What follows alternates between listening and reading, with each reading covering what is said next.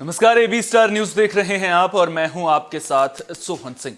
वक्त हो चला है यूपी की खबरों का, जिसमें बात करेंगे तमाम अहम खबरों की। शुरुआत करेंगे कन्नौज की खबर के साथ में। दरअसल कन्नौज में डिप्टी सीएम केशव प्रसाद मौर्य पहुंचे। उन्होंने बीजेपी कार्यकर्ता अरुण शक्य के परिजनों के साथ मुलाकात की है।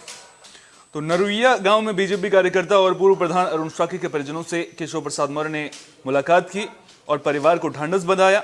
बता दें कि अरुण शक्य की 14 दिसंबर को पीट कर हत्या कर दी गई थी। केशव मौर्य ने परिवार को 15 लाख रुपए का चेक सौंपा, जिसमें 10 लाख रुपए सरकार और 5 लाख रुपए की आर्थिक मदद जनप्रतिनिधियों ने दी है। इस दौरान केशव प्रसाद मौर्य ने समाजवादी पार्टी को जमकर आड़े हाथों लिया। केशव मौर्य ने सपा को अपराधियों की पार्टी बताते हुए कहा कि समाजवादी पार्टी अब समाप्तवादी पार्टी बन गई है।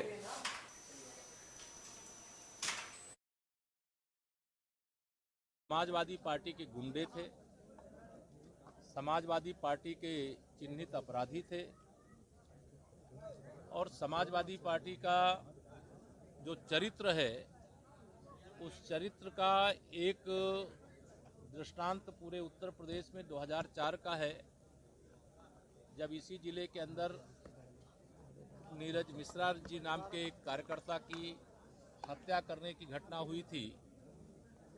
और उसका यह दूसरा रूप जो इस समय यहाँ पर देखने को, सुनने को और सारी परिस्थितियों को आज जानने के बाद ऐसा लगता है कि इस प्रकार के अपराधी हैं, इस प्रकार से अपराधियों का मतलब दुस्साहस हुआ है, जिसके लिए मैं इतना ही कहूँगा कि जिसने भी अपराध में हिस्सा लिया है, हर अपराधी के खिलाफ कठोर से कठोर कार्रवाई कानून के अनुसार पुलिस के द्वारा की जाएगी।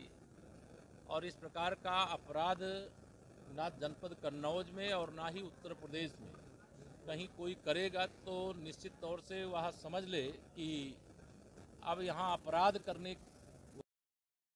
देवरिया में एबीवीपी के गोरक्ष प्रांत के 62वें प्रांत सम्मेलन का आयोजन किया गया, जिसमें डिप्टी सीएम ब्रजेश पाठक ने शिरकत की।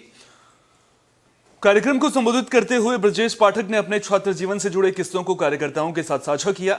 मीडिया कर्मियों ने जब कोरोना को लेकर ब्रजेश पाठक से सवाल किया तो उन्होंने कहा कि मंगलवार यानी कि आज सभी स्वास्थ्य केंद्रों पर मॉक ड्रिल होगी, जिसमें यह देखा जाएगा कि इमरजेंसी में मरीजों को किस तरह से ट्रीटमेंट दिया जाएगा।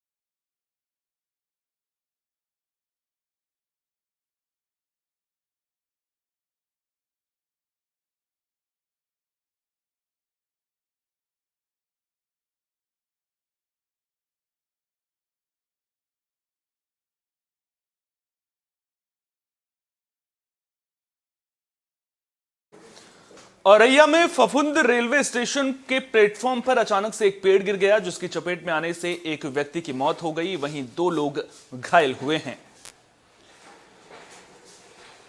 तो पेड़ की चपेट में बेंच पर बैठे 3 यात्री आ गए थे, जिन्हें जीआरपी की मदद से अस्पताल में भर्ती किया गया। हादसे में एक व्यक्ति की मौत हो गई है, वहीं 2 लोग घायल हुए हैं, जिन्हें बेहतर इलाज के लिए सैफई रेफर कर दिया गया है।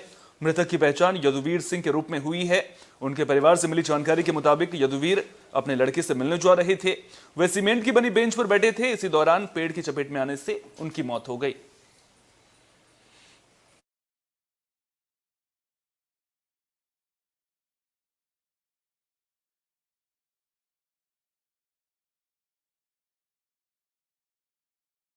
मथुरा के आईजी नचिकेता झा ने बांके बिहारी मंदिर का निरीक्षण किया। इस दौरान वहां पर व्यवस्थाओं को परखा। दरअसल नए साल के मौके पर बड़ी संख्या में बांके बिहारी मंदिर में श्रद्धालु पहुंचते हैं, लिहाजा आईजी ने बांके बिहारी मंदिर में व्यवस्थाओं को देखा। आईजी एसएसपी इस दौरान मंदिर और अन्य इलाकों में पैदल गश्त करते हुए नजर आए। आईजी ने पुलिसकर्मियों को सुरक्षा व्यवस्था दुरुस्त रखने के भी निर्देश दिए हैं।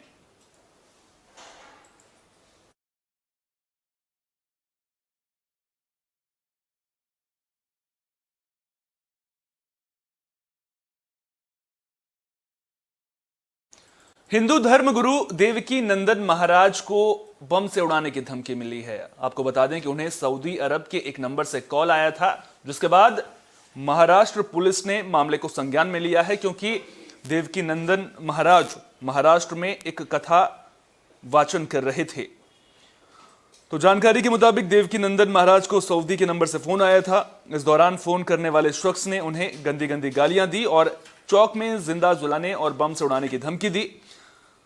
देवकी नंदन महाराज मुंबई में श्रीमद् भागवत कथा का पाठ कर रहे हैं, लिहाजा महाराष्ट्र पुलिस ने मामले को संज्ञान में लिया है। साथ ही कथा पंडाल की सुरक्षा भी कड़ी कर दी गई है। एक सऊदी अरबिया से फोन आता है। पहले मैंने उठाया नहीं, क्योंकि मेरा नंबर हर किसी पे होता नहीं। तो मैंने कहा ये पता नहीं कौन है, तो मैंने उठाया ही नहीं पहले। फिर मेरे संग जो थे उन्होंने कहा कि नहीं, आप ये फोन उठाइए, पता तो कीजिए कौन है। तो मैंने जब फोन उठाया तो उसने इतनी गालियां दी, पता नहीं कहां से लोग ये इतनी गालियां सीख लेते हैं, इतनी गालियां दी। और उसके बाद उसने जो मुझे धमकी दी कि तुमको कितनी बार कहा है कि मुसलमानों से दूर रहो। मैंने कहा मैं तो कभी मुसलमानों के अगेंस्ट बोलता ही नहीं, हमारे धर्म के किसी भी धर्म के अगेंस्ट नहीं बोलता, मैं अपने संस्कार की बात करता हूं। परंतु उसने मुझे कहा कि मैं तुम्हें बम से उड़वा दूंगा, मैं तुम्हें चौक पे जिंदा जलवा दूंगा, और भी उसने ऐसे बहुत अब्यूज शब्द बोले।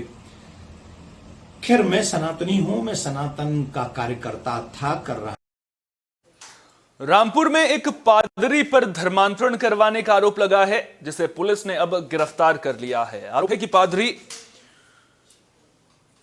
पैसों का लालच देकर धर्मांतरण करवा रहा था। मामला पटवाई थाना इलाके के सोहना गांव का है।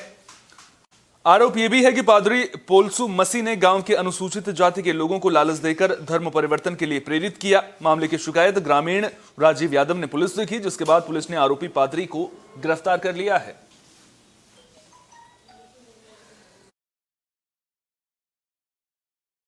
ग्राम सोना थाना पटवाई में एक पादरी हैं जिनका नाम पोलूस मसीह है और ये सिविल लाइन क्षेत्र के रहने वाले हैं। ये गांव में कुछ लोगों को इकट्ठा कर रहे हैं, अनुसूचित जाति के लोगों को, और धर्मांतरण कराने का प्रलोभन दे रहे हैं लोगों को। इस पर थानाध्यक्ष ने तत्काल कार्रवाई की और ये पादरी है इसे गिरफ्तार कर लिया, और राजीव यादव जो पटवाई के रहने वाले हैं उनकी तहरीरी सूचना पर मुकदमा कायम कर इन्हें कल। मथुरा पुलिस की कार्यशैली पर सवाल खड़े हो रहे हैं। दरअसल एक कैदी को जिला अस्पताल में भर्ती किया गया था, लेकिन कैदी पुलिस को चकमा देकर जिला अस्पताल से फरार हो गया। इस घटना के बाद पुलिस महकमे में हड़कंप मच गया है। दरअसल शेरगढ़ पुलिस ने बदमाशों से मुठभेड़ के बाद आरोपी को गिरफ्तार किया था, लेकिन वो पुलिस को चकमा देकर फरार हो गया। फिलहाल पुलिस फरार बदमाश की तलाश में जुट गई है। एक कैदी को परसों रात को लाया गया था, वो यहाँ से सुबह 5:45 से 6:55 के बीच में फरार हो गया है। अच्छा, किस तरीके से फरार हुआ? उसने एक कम्बल में लेटा हुआ था, जो हथकड़ी थी वो चूड़ी की तरह उतार ली है, और पुलिस वाले दोनों थे, और दोनों पुलिस वाले लेटे हुए थे, मतलब बीच ना लेटे थे ना बैठे थे। एक मोबाइल देख रहा था और एक बैठा हुआ था।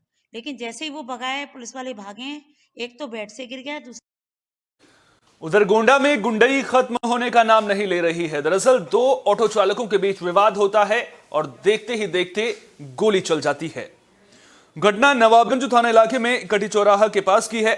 दो टेंपो चालक आपस में भिड़ गए थे। आरोप है कि इस दौरान बदमाश सूरज यादव ने राहुल सिंह पर फायरिंग कर दी, जिसमें राहुल को 2 गोलियां लगी हैं। वहीं टेंपो चालक सूरज यादव मौके से फरार हो गया। मामले की जानकारी मिलने के बाद पुलिस की टीम मौके पर पहुंची, जिसके बाद घायल युवक को नवाबगंज सीएचसी में भर्ती कराया गया, जहां से उसे बेहतर इलाज के लिए जिला अस्पताल रेफर कर दिया गया है। पुलिस फरार आरोपी की तलाश कर रही है। भैया ये दुर्गागंज माझा के रहने वाले हैं सूरज यादव और बहादुर यादव, और एक पुतन्नू यादव हैं।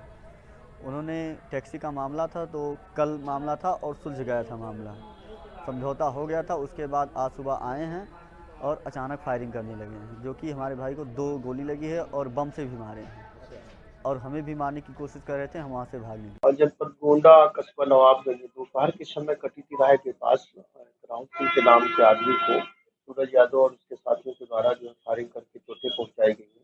राहुल सिंह को कंधे पे चोटें आई हैं, उनको जिला अस्पताल में इलाज के लिए भर्ती कराया गया। ये हालत सामान्य है, और उनके बड़े भाई रविंदर सिंह की तरफ से तहरीर प्राप्त हुई, अभी वो पंजीकृत किया जा रहा है और जो जो इसमें अभियुक्त है उनकी शीघ्र गिरफ्तारी की जाए। कितनी वजह लगी है उसको? अभी वो उनको अस्पताल में भेजा गया है। और फर्रुखाबाद में खेत के विवाद को लेकर एक युवक पर जानलेवा हमले की खबर सामने आ रही है। इस घटना में युवक गंभीर रूप से घायल हुआ है, जिसे इलाज के लिए अस्पताल में भर्ती कर दिया गया है। घटना मेरापुर थाना इलाके के ज्वेरेरी गांव की है। आरोप है कि खेत के मेड़ के विवाद के चलते दबंगों ने युवक पर खुरपी से हमला कर दिया था।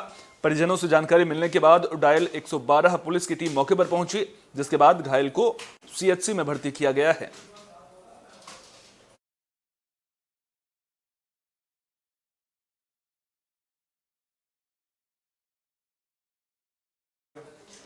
बदमाशों पर नकेल कसने के लिए बागपत पुलिस ने नई पहल की शुरुआत की है। ग्रामीणों से संवाद किया जा रहा है, अपराधियों के बारे में जानकारियां जुटाई जा रही हैं। थाना स्तर पर ग्रामीणों के साथ यह संवाद कार्यक्रम किया जा रहा है। पुलिस प्रशासन और ग्रामीणों के बीच बैठकें की जा रही हैं। बागपत के बिनौली थाने में भी पुलिस ने बैठक का आयोजन किया, जिसमें ग्रामीणों की समस्याएं सुनी गई। साथ ही अपराधियों के बारे में जानकारी देने वाले ग्रामीणों को सम्मानित करने का भी फैसला किया गया।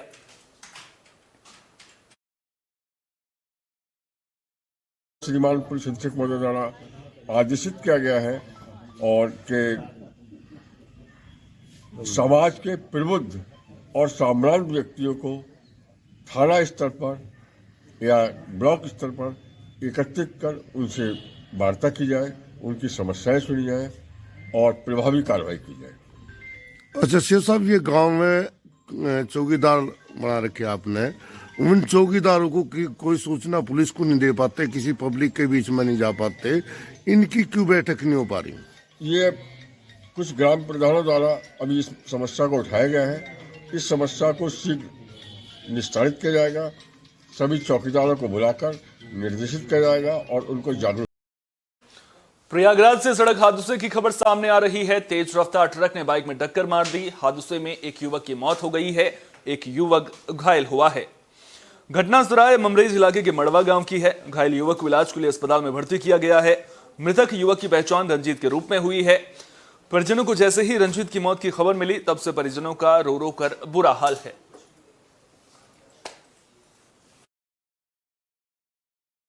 उठवाई के लेके गए डॉक्टरी में मजूसा भर के भिजवाई देना। हम कहा हम भी चलब, जहाँ हमारे भैया रही हुई हम और रह, वो मर गए तो हम मर जाए, केकरे सहारे से जिए।